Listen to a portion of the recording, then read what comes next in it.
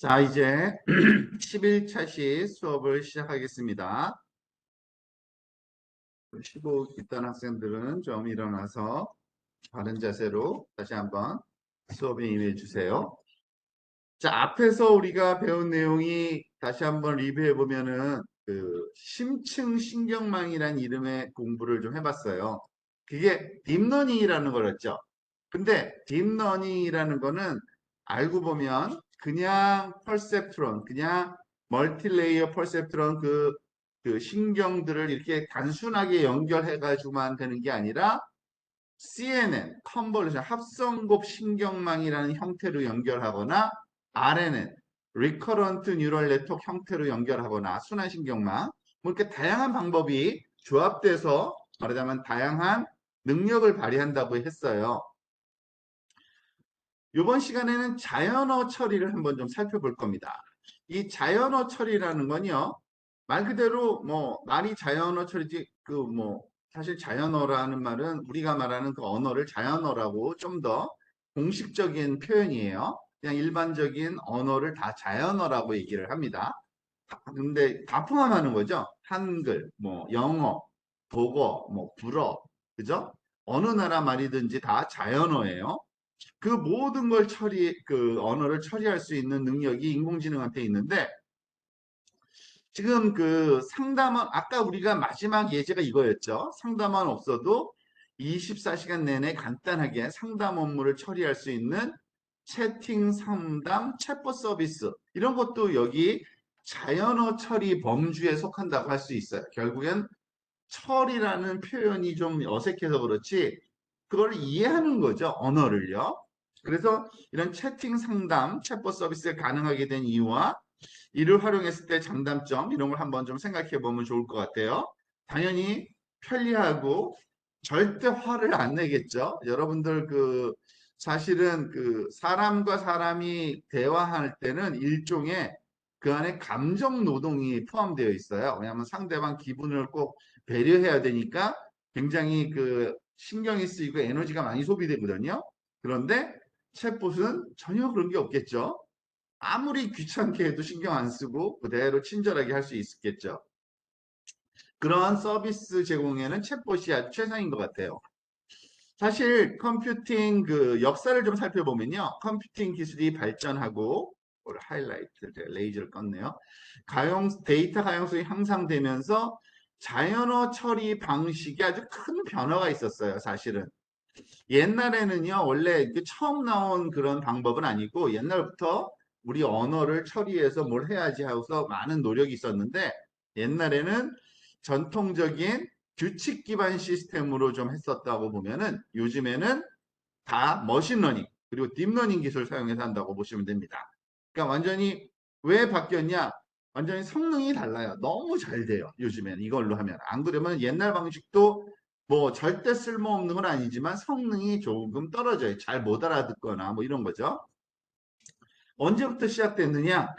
보통 한 1980년대 그러니까 이런 자연어 처리에 관한 관심은 사실은 머신러닝 시작되면서 같이 시작됐어요. 그리고 인공지능, 언어학, 형식언어, 연산과 같은 다양한 분야 개발을 이루어지면서 자연어 처리 분야가 등장했다고 보시면 됩니다.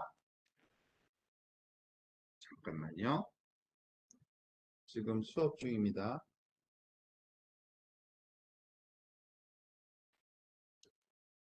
자연어 처리의 연구 흐름을 좀 보면요. 기존 자연어 처리 연구는 크게 세 가지 종류로 연구가 되어 오고 있었는데요.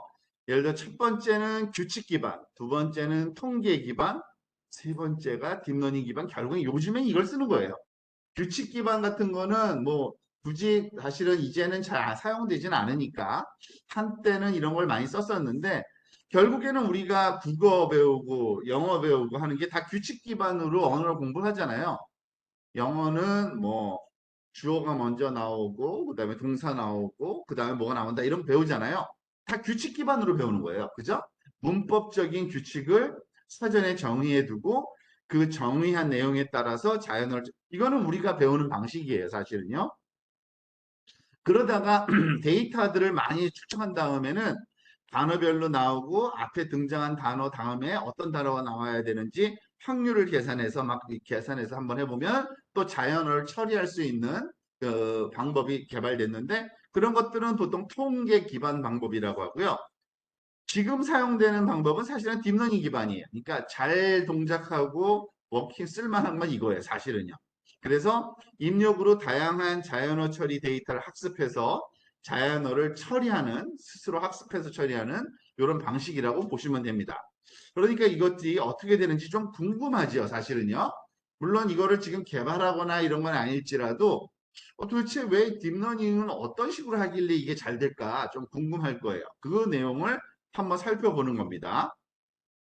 사실 앞에서 RNN이라는 그 순환신경망 설명하면서 우리가 시퀀스, 즉 시간의 흐름에 따라서 변화하는 데이터에 대해서 얘기를 했잖아요.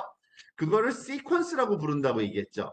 사실은 그 자연어 처리를 하는 딥러닝 알고리즘에 대표적인 알고리즘이 하나 있는데 그거를 시퀀스 투 시퀀스라고 불러요.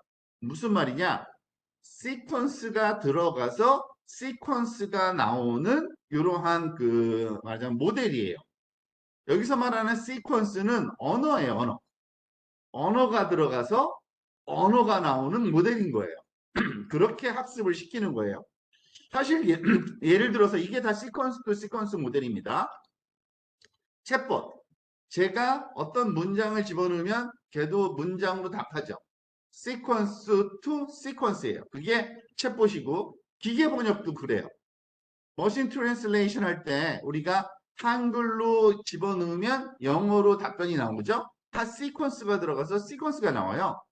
그래서 이런 그 입력 시퀀스와 출력 시퀀스를 만약에 질문과 대답으로 그 말하자면 데이터를 이렇게 만들어서 학습시키면 챗봇이 학습되는 거예요.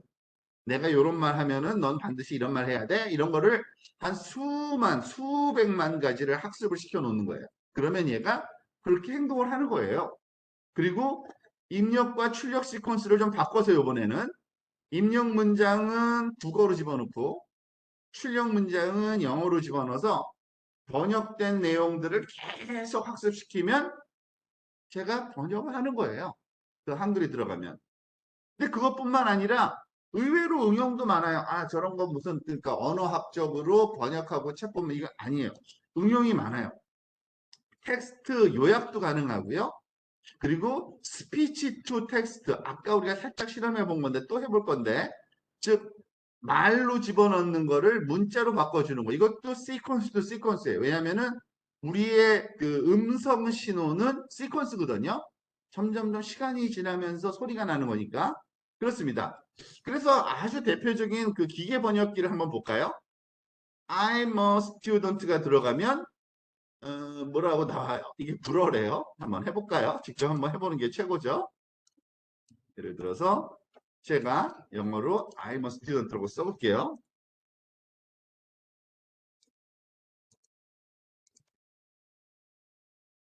그리고 오른쪽에 프랑스어로 해볼게요.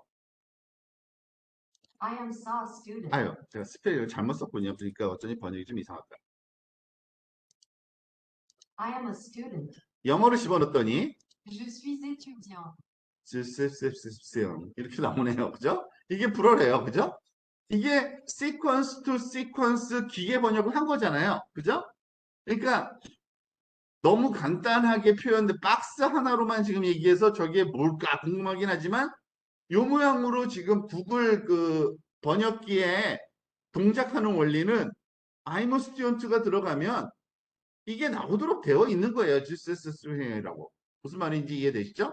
그러니까 그럼 도대체 여기서 어떻게 생겼길래 이게 가능할까? 요 박스 안이 살짝 궁금해지죠. 그죠? 한번 박스 안을 살짝 들여다봅시다. 보통 이런 시퀀스 투 시퀀스 프로세싱을 할 때 그 신경망에서는 이런 모양으로 사실은 되어 있어요. 그 안에 들여다보면은요. 보통 인코더라는 것과 디코더라는 두 개의 덩어리로 되어 있어요. 두 개의 덩어리. 이 덩어리라는 거는 신경망이 여기 들어있는 거예요. 신경망. 신경망은 우리가 여러분들 신경망 얘기할 때 우리가 아주 그냥 익숙해지진 않았지만 가장 간단하게 이해하는 방법은요. 진짜 앞에서 여러 번 얘기한 것처럼 입력이 들어가서 출력이 나오는 그거 이상 아무것도 아니에요. 입력이 여러 개의 숫자가 들어가고 여러 개의 숫자가 나오고 그 사이에는 그 숫자들을 더하고 곱하고 함수에 통과시킨 다음에 또 곱하고 더하고 이런 작업을 여러 번 하는 것 뿐이에요. 그냥 그 안에서 그러한 그 연산 방식이 그 안에 있는데 그런 걸 여기다 하나 놓고 인코더에다 하나 놓고 디코더에다가도 그러니까 이 이름을 왜 이렇게 붙였느냐? 우리가 코드라는 거는 암호를 만든다 그러죠. 코드. 그죠? 암호를 코드라고도 얘기하는데 얘는 암호화 시키는 거고 또는 이 디코더는 암호를 해독하는 거예요. 그런 역할을 한다라고 보시면 되고요. 그래서 이 인코더는 사실은 입력은 얘한테만 들어가는 거예요. 인코더라고 하는 이러한 그 소위 네트워크에 들어가서 모든 단어를 순차적으로 받아들여요. 그러니까 I am a student. 그런 다음에 얘를 이게 무슨 뜻인지 해석을 한 다음에 또 다른 하나의 벡터를 만들어내요. 여기 보니까 인코더가 화살표가 있고 이렇게 있죠. 그런 다음에 이 벡터라는 거는 우리가 자세하게 그 수학적인 용어들을 배운 적은 없지만 숫자 여러 개가 있는 거를 벡터라고 불러요. 수학에서는. 그러니까 하나가 아니라 숫자 하나는 스칼라라고 부르고 여러 개. 이게 지금은 그림을 그리기 위해서 네 개만 했지만 보통 컴퓨터에서 사용되는 이 컨텍스트라는 문맥이라는 그 의미를 갖는 벡터는 뭐 256개나 512개나 또는 1020 1024개 이 정도로 아주 큰 숫자들로 이루어진 그 개수를 갖는 벡터가 있어요. 그래서 I'm a student를 인코더는 이런 벡터로 샥 바꿔버려요. 그리고 이거를 이게 컨텍스트 벡터라고 불러요. 왜냐하면 문맥, 컨텍스트가 우리나라 말로 바꾸면은 문맥이거든요. 얘가 무슨 뜻인지를 얘가 여기 숫자에다가 딱 이렇게 기록해 놓는 거예요. 얘 학생이래 라고 이렇게 기록해 놓는 거예요. 말 그대로. 그런 다음에 그거를 어디다 집어넣느냐? 디코더라는 또 다른 네트워크, 뉴럴 네트워크 하나를 더 거기다 만들어 놓고서 걔한테 집어넣어요. 근데 얘의 역할은 뭐냐면 그 의미를 받아들여서 얘 학생이래 라는 문장의 의미를 받아들인 다음에 그거를 불어로 표현할 수 있는 애예요. 얘는. 그거를 다 학습을 해놓은 거죠. 그래서 이런 순서로 전달된다라고 이해하시면 되는데 저게 뭔 말인지 저게 말이나 될까? 여기에 무슨 진짜 정말 똑똑한 누군가가 인공지능 말 그대로 정말 너무 똑똑해서 알아듣는다는 게 이해가 안 되잖아요. 그죠? 그게 뭐 말이 돼? 이해가 안 되죠? 그래서 한번 또 자세하게 또 더 들여다보면 이렇게 생겼어요.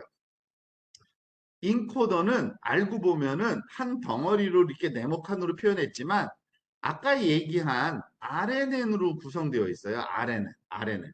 Recurrent Neural Network이라 그래서 첫 번째 단어만 받아들여요. 얘는. 그 다음에 두 번째 단어를 또 받아들여요. 얘는. 근데 첫 번째 단어가 여기서 제가 여기 그 이미지를 가져오다 보니 캡처해서 가져오다 보니까 그 우리가 배운 적 없는 그러한 그 용어들이 나오는데 여기 LSTM이라고 써 있는 거는 이게 RNN을 얘기하는 거예요. 아주 좋은 잘 동작하는 RNN이에요. LSTM은 RNN의 한 종류인데 굉장히 잘 워킹해요. 그래서 I라는 거 받아들이고 M 받아들이고 받아들이고 스튜던트 받아들여서 얘를 이전 껴와 뭐 앞에 뭐가 들어왔는지 다 기억을 해놔요. I am, I am, 얘가 들어, I am a student 하면서 이거를 계속 학습하면은 얘가 나중에 여기다가 얘 학생이래라고 얘 우리는 못 알아듣지만 자기 혼자 알고 있는 학생을 표시하는 그러한 벡터를 하나 싹 만들어 놓는 거죠. 나는 학생이다라고 자기 나라 그러니까 그 뭐죠 뉴럴 네트워크에서 사용하는 숫자 구성으로 그 다음에 얘를 디코더에다가 집어넣어요. 그러면 디코더는 뭘 하냐면은 얘도 또 RNN이에요. 얘도 RNN. 근데 이 RNN은 어떤 식으로 학습되어 있냐면 좀 재밌는데 제일 처음에는 이거 SOS라고 하는 게 우리가 말하는 구조 신호 아니에요.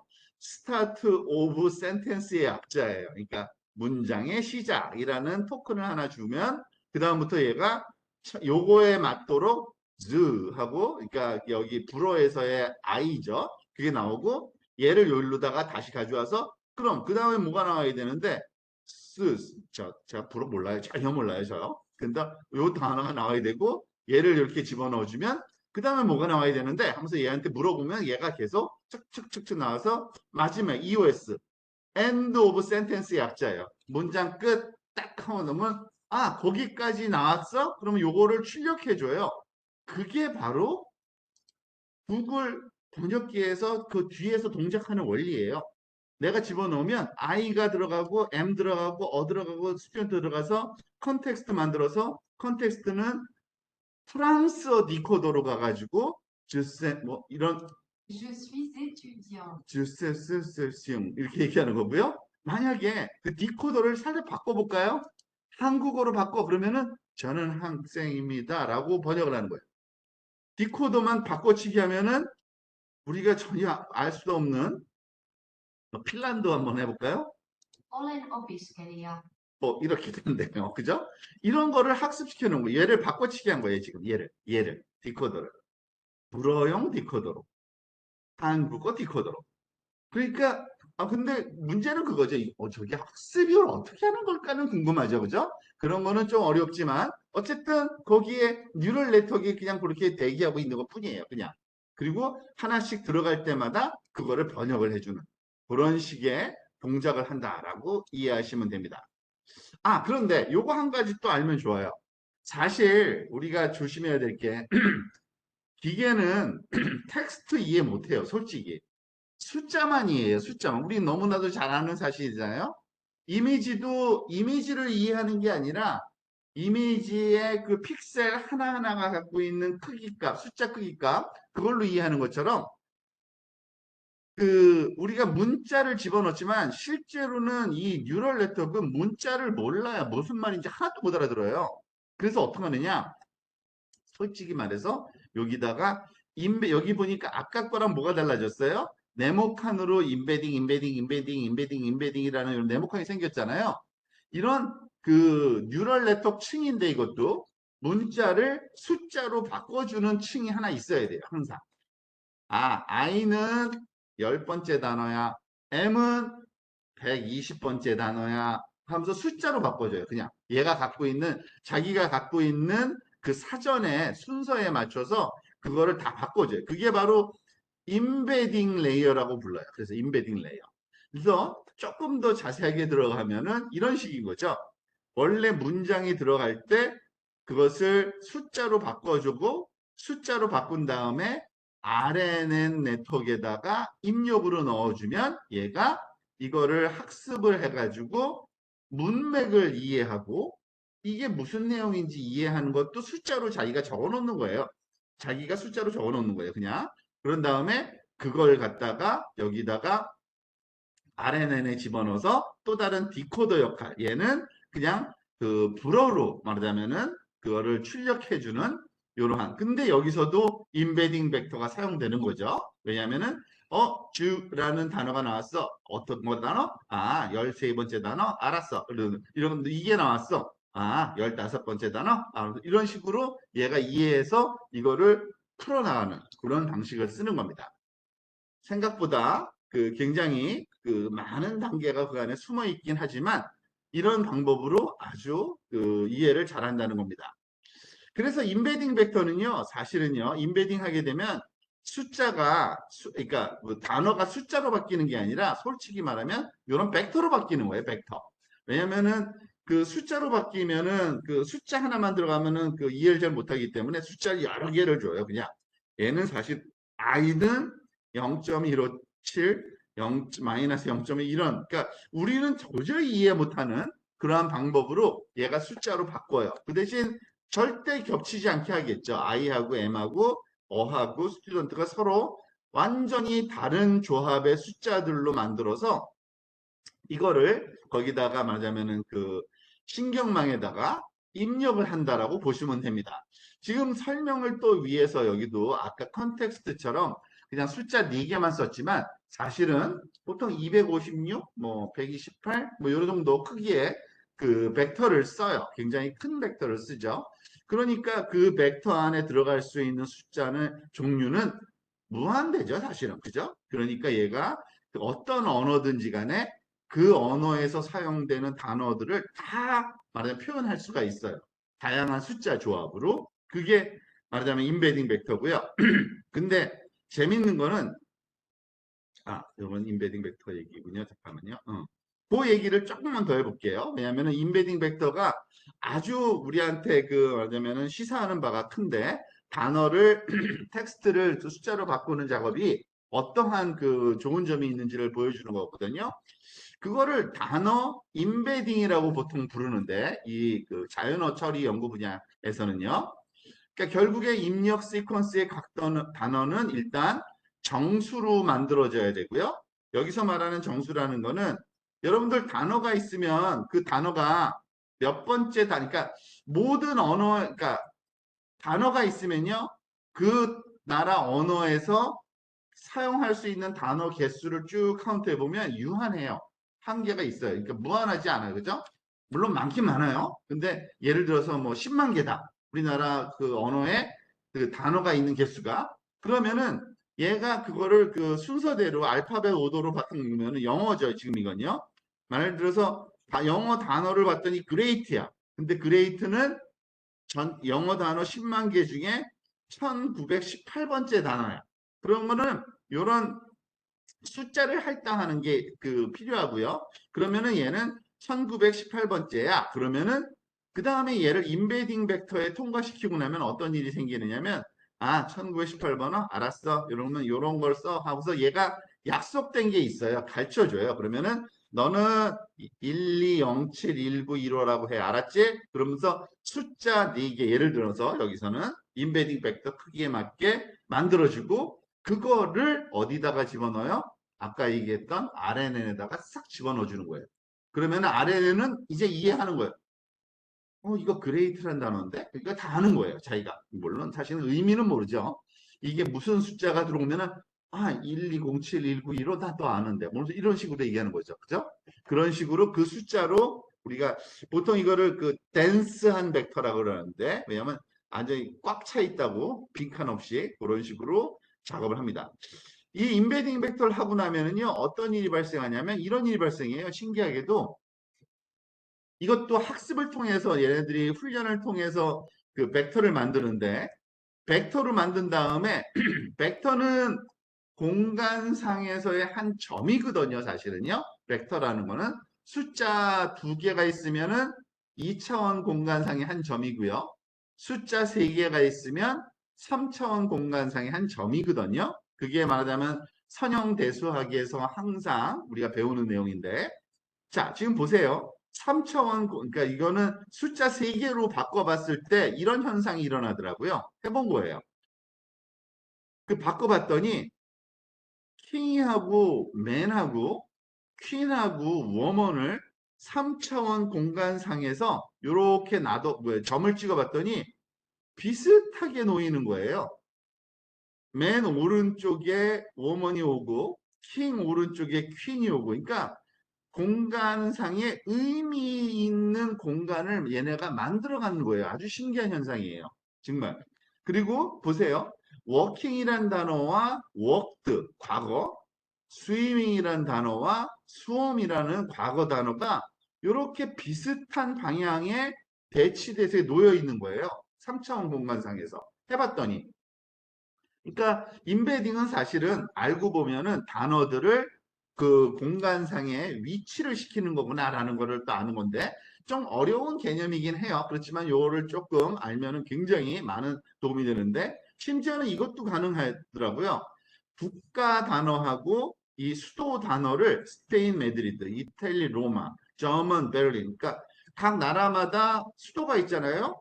그 단어 의미를 알아가지고 얘가 그 옆에다가 착착착착 이렇게 정리를 해놔요 공간상에서.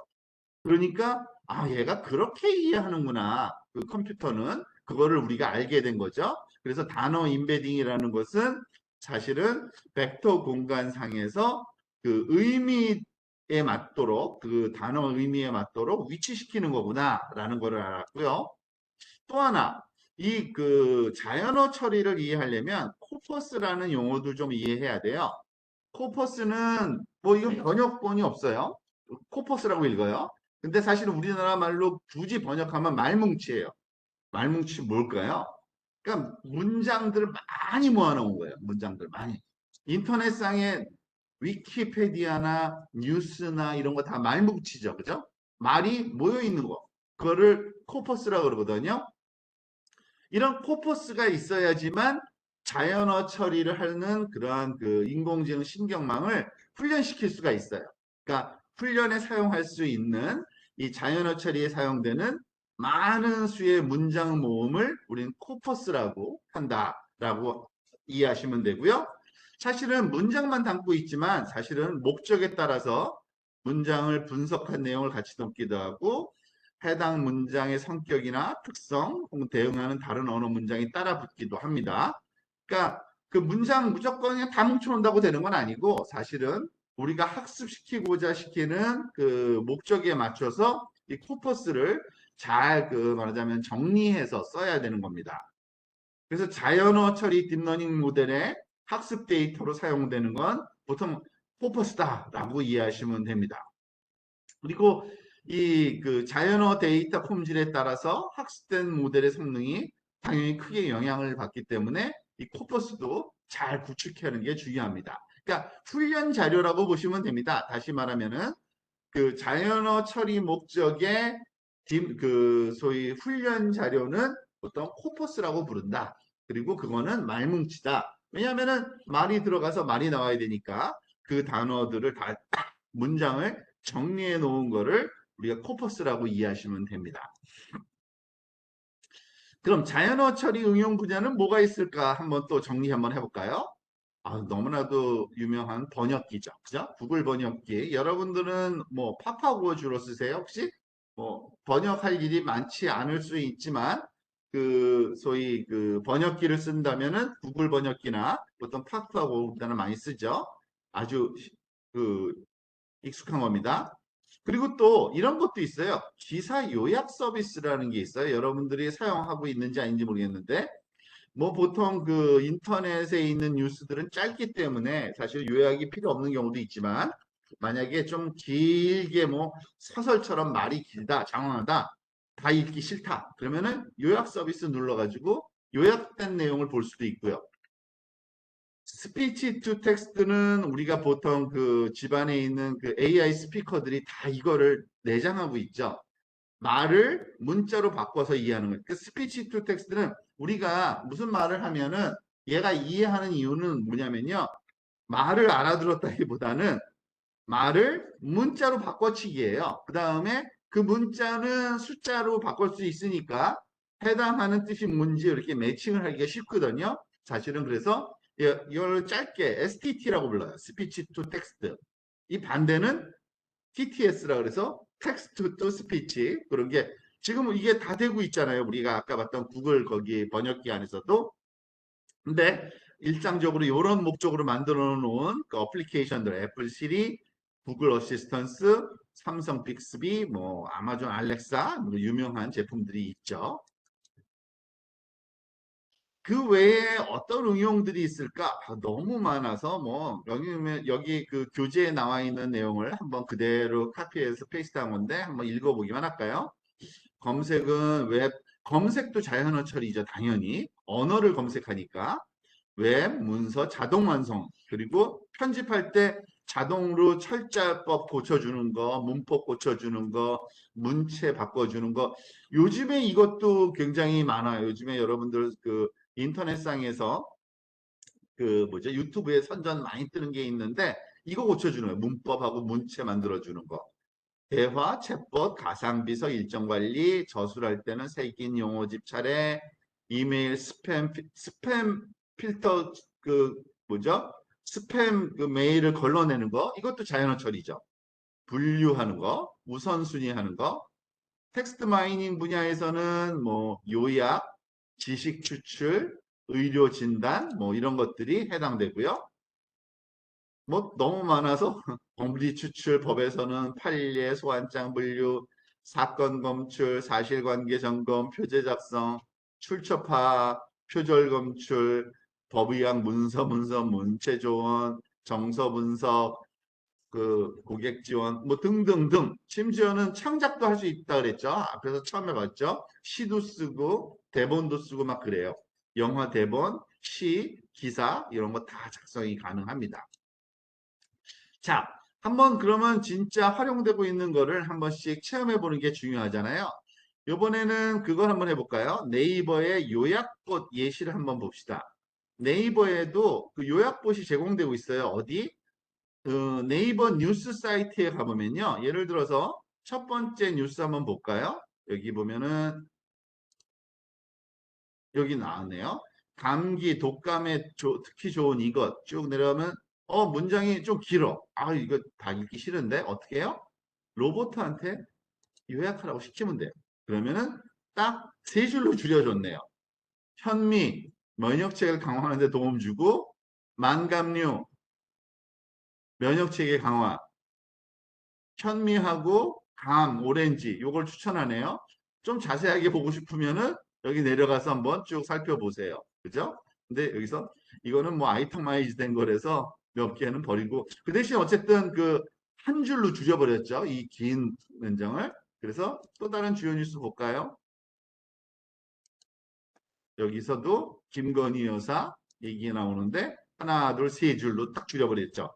뭐 쓸데없는 말이 많은데 이렇게 핵심적인 거 금방 알 수 있어요. 지금 스마트팜 얘기구나. 하고서 그 다음에 관심 있으면 더 보고 관심 없으면 그냥 다른 데를 넘어가면 되겠죠. 이게 요약본 서비스입니다. 이거는 뭐 지금 실행이 되고 있는 걸 우리 확인할 수 있잖아요. 그래서 이런 것도 활용하면 좋아요, 여러분.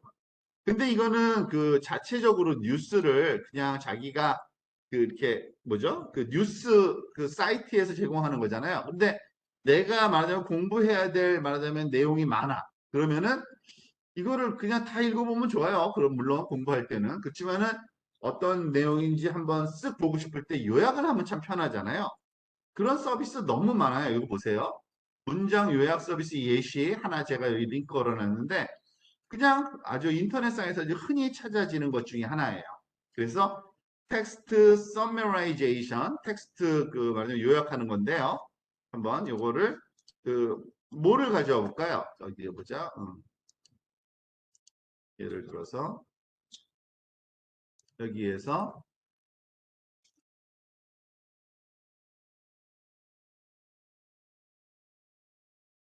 성경책을 한번 가져와 볼까요? 성경책에 예를 들어서 뭐 좀 긴 얘기를 한번 욥기의 1장을 한번 읽어볼게요. 좀 보니까 여기에 좀 문장이 좀 기네요. 이거를 너무 길게는 안 되고 22줄짜리 그냥 여러분이 편한 거 아무거나 해도 돼요. 제가 컨트롤 C에서 가져와 볼게요. 그리고 어딨지? 텍스트 서머라이저에다가 이걸 입력을 했어요. 그죠? 너무 문장이 길어서 한 6줄로 한번 줄여봐. 이거 굉장히 긴 줄이죠? 그래서 22줄짜리였죠? 한번 해볼게요. 제가 잘 줄이나? 응? summarize 텍스트를 이거는 제가 생각하기에는 그 뭐죠? 펑츄에이션 문제 같아요. 그러니까 이거는 그 뭐죠? 마침표 뭐지? 이거 뭐라 그러죠? 피리어드 마침표가 없으니까 한 문장으로 본 것 같아요. 이거는 얘네들이 우리나라 말을 전문적으로 하는 것 같지 않아서 영어로 했어야 되나? 제가 이거는 잠깐 하도 오랜만에 또 들어가서 영어로 했어야 되나? 근데 어쨌든 여기 점을 찍어서 문장을 나눠주고서 질문을 다시 한번 해볼게요. 그죠? 이제 그러니까 문장이 한 문장이 착각했는데 보니까 이거 그 한글 되네요. 제가 이거 아는 내용인데 욥이라는 사람이 있었는데 정직하고 경외하더라. 하루는 하나님 아들이 여 앞에 섰고 사탄도 있더라. 어쩌고저쩌고 여호와께서 어디서 왔느냐? 이렇게 아주 요약을 해가지고 요 긴 문장을 그 굉장히 긴 그 텍스트를 짧게 요약을 해주는 한글도 동작을 하고 있고요. 물론 영어를 원하면은 영어 그 사실은 그 저희 뉴스 영어 뉴스가 뭐가 줄까? CNN 뉴스 한번 찾아볼까요? CNN 뉴스. 그래서 뭐 우크라이나에서 키위에서 사람 14명이나 죽었대네요. 아유, 또 이런 요거를 헬리콥터가 추락했대네요. 자, 요거를 짧게 한번 줄여서 한번 볼게요. 좀 우리 귀찮잖아요. 다 보기. 그래서 이 뉴스를 짧게 한번 볼게요. AV. 제가 다른 걸 했네. 죄송합니다. 여기 키보드를 딴 걸 썼어요. Ctrl C, Ctrl AV. 여기엔 그 쓸데없는 뭐죠? 앞에 어쩔 수 없네. 그냥 한번 해봅시다. 귀찮다. 여기 요 보네요. 워낙 짧은 거라서 아니나 굉장히 기네요. 그죠? 근데 어쨌든 짧게 emergency workers such the remain of residence building blah blah. 우리가 이 쉬운 거를 왜 안 쓰고 있나 모르겠네요. 컨트롤 C. 영어도 영어 잘 모르겠어. 그러면은 카피해서 이제 번역기를 쓰는 거죠. 번역기를 써서 미사일 맞아서 건물 잔해 수색하는 거군요. 그 헬기가 탑승자 9명 전용편 15명이 뒤에 4명이 죽었대요. 아이고 안 되는데. 하여튼간 우크라이나 대통령이 그래서 미사일 30개 중에 20개 격추했다고 뭐 이런 식으로 요약한 다음에 번역기를 써가지고서 우리가 활용하는 거 한번 실습해 보면은 이런 것도 된단 말이야 하는 경험을 하게 될 겁니다. 자, 구글 번역기 너무 뭐 잘 돼서 뭐 더 이상 얘기할 것도 없지만 그래도 우리 한번 좀 해봤으면 좋겠습니다. 어느 정도 이제 지금 똑같은 지금 새로운 거 아니고요. 아까 썼던 그 구글 번역기를 지금 계속 보고 있는데 여러분들 아까 제가 살짝 했지만 이거를 실시간으로 번역해서 말하자면 통역이 가능하더라고요. 예를 들면 지금 제가 말하고 있는 이 내용들이 이 강의 내용들이 그대로 녹화가 될 수 있어요. 특히 텍스트로 받아 적을 수 있는 겁니다. 그리고 그 받아 적은 내용을 실시간으로 영어로 번역해서 그러니까 동시 통역이 된다고 볼 수 있겠죠. 한번 지금 동시 통역이 되는지 동시 통역을 한번 시켜볼게요. For example, what I am saying right now can be recorded as it is in this lecture. In particular, what can be transcribed as text. And the transcribed content can be translated into English in real time and translated simultaneously.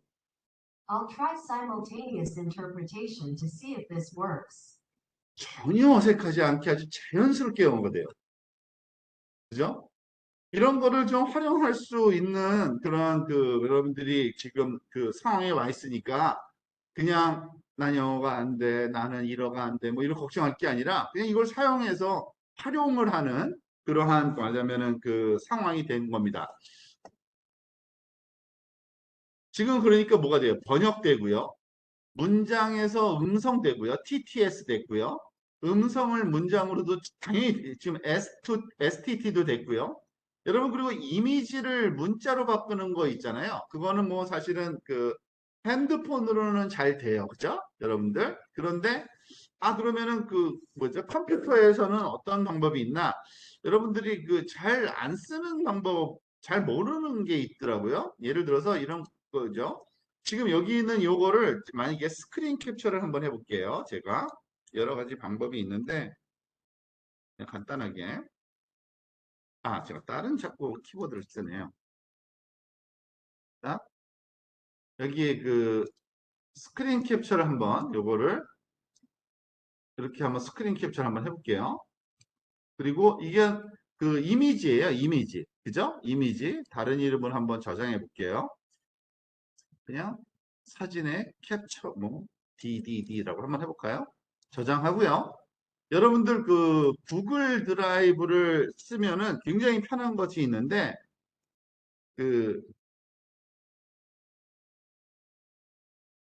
뭐죠? 크롬에서는 당연히 로그인 지금 되어 있기 때문에 그런 거 여러분들도 한번 로그인 해보시면 될 겁니다. 제 사진이 있다는 얘기는 제가 로그인 된 상태이기 때문에 그런 거고요. 여기 크롬 드라이브에다가 예를 들어서 제가 조금 전에 그 입력한, 그러니까 사진으로 만든 어디 있죠? DDD. 이거를 한번 그냥 크롬 드라이브에다 갖다 넣어볼게요. 그러면은 여기 보면은 ddd.png 파일이 여기 생겼거든요. 어디 있나? ddd. 잠깐만요. 모르고 잘못 눌렀네요.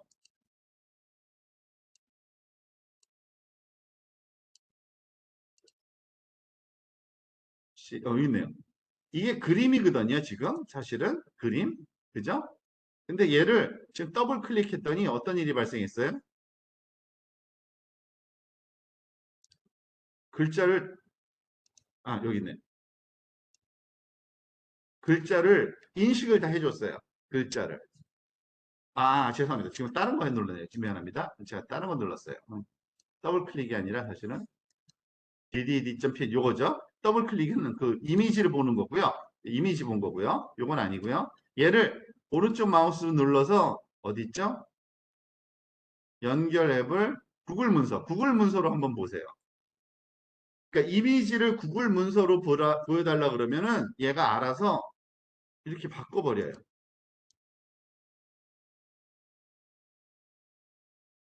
인식해서.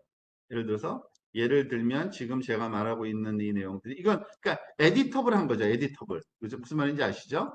그래서 텍스트를 만들어 준 거예요. For example 어쩌고저쩌고. 이 위에는 이미지고 이 아래쪽은 그거를 인식한 거죠. 보통 우리가 그 문자 인식이라고 그러죠. 문자 인식. 문자 인식이 그냥 굉장히 쉬워요. 그러니까 그 구글 드라이브에서 그 도큐멘트로 보여줘 하면은 그냥 자동으로 인식을 해버려요. 몽땅 다 어느 나라 언어든지. 그러니까 이런 환경을 여러분들이 활용할 수 있으면 좋고요. 뭐 팝하고도 굉장히 많은 기능이 제공되는데 루틴하게 쓰지는 않아서 아마 여기서는 STT하고 TTS는 다 될 것 같네요. 한번 해볼까요? 예를 들어서 이건 받아쓰기는 안 되네요. 받아쓰기는 얘는요. 그죠? 받아쓰기는 안 되고요. 그 대신 우리가 그거는 한번 어느 정도 하는지 볼까요? 번역기 한번 돌려볼게요. 요거 컨트롤 C에서 팝하고의 한국어 번역할 내용 영어로 번역해서 한번 들어볼까요? For example, the contents of this lecture that I'm talking about right now can be recorded. In particular, what you can write down in text and what you can write down can be translated into English in real time and can be seen as simultaneous interpretation. Let me see if I can interpret it at the same time. 뭐 나쁘지 않네요. 그죠? 그러니까 번역하고 그 TTS, Text to Speech는 팝하고도 잘 돼요. 근데 그거는 좀 여기 기능이 제공 안 되네요. 그 Speech to Text, STT, 그죠? 그런 기능이 필요할 거다라는 거죠. 그런 거를 활용하시면 되고요. 마지막 예제로 요걸 한번 해볼까요? 여러분들 그 요즘에 그 문장을 생성해주는 말하자면은 그 모델을 만들었다 그래서 난리 난 게 있는데 그게 GPT라는 게 있어요. GPT. 이 GPT는 일종의 언어 모델인데요. 여기 한번 들어볼까요? 여기 보니까 예제가 하나 있는데 이걸 따라 해볼게요. 앨런 머스크 데뷔 앨범. 앨런 머스크, 그러니까 문장의 일부를 쓰면 나머지를 얘가 완성해 주는 거예요. 눌러볼까요? 그 다음에 앨런 머스크가 누군지 알죠?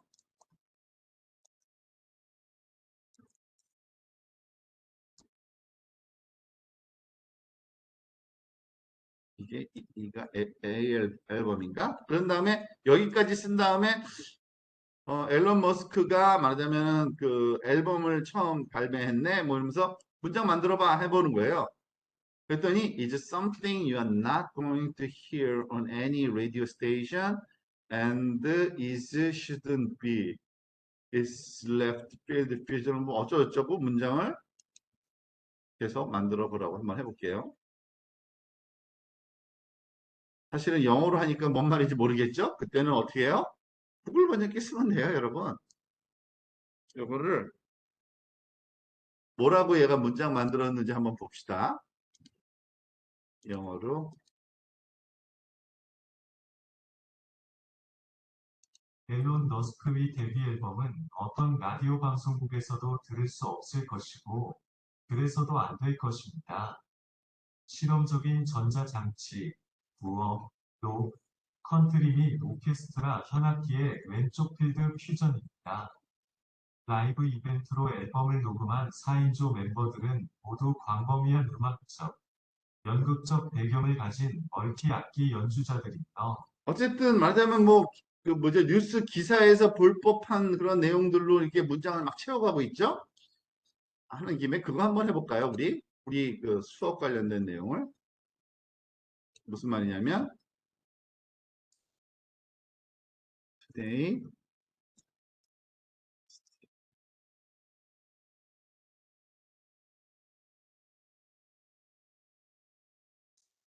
we studied 딥러닝, 그죠? and, 그 다음에 무슨 문장을 얘가 만들었는가 한번 볼까요?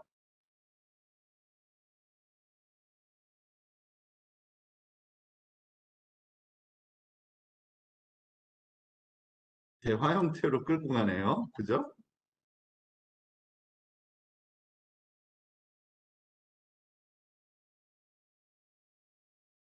자, 카피하고 한번 뭐라고 했는지 한번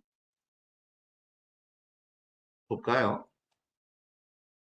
오늘은 딥러닝과 신경망에 대해 공부했습니다. 파스칼 그로스, 아, 어떤 데이터 사람이 얘기하길? 엔지니어링들이 정말 흥미로운 것 같습니다. 당신이 관여하고 있는 회사나 프로젝트에 대해 이야기할 수 있습니까? 또 다른 사람이? 피트 허드슨, 예, 우리는 이에 대해 많은 다른 회사 및 조직과 협력하고 있습니다. 우선, 우리는 파이프라인을 개발하는 데 도움을 주고 있는 마이크로소프트와 협력하게 되어 매우 기쁩니다. 완전 엉터리지만 굉장히 그럴싸한. 그러니까 문장이 다 돼요. 말이 되는 말만 해요. 지금 말이지. 이게 그 언어 모델을 학습시켜서 이런 것까지도 가능하다라는 거를 알 수 있어서 재밌는 응용이겠습니다. 가지고 많이 여러분들이 경험해 보면서 그 한번 그 어떤 수준까지 자연어 처리가 왔는지 그 알아가면 참 좋을 것 같아요. 혹시 질문 있으세요? 오늘 2차 시 수업은 여기까지 하겠습니다.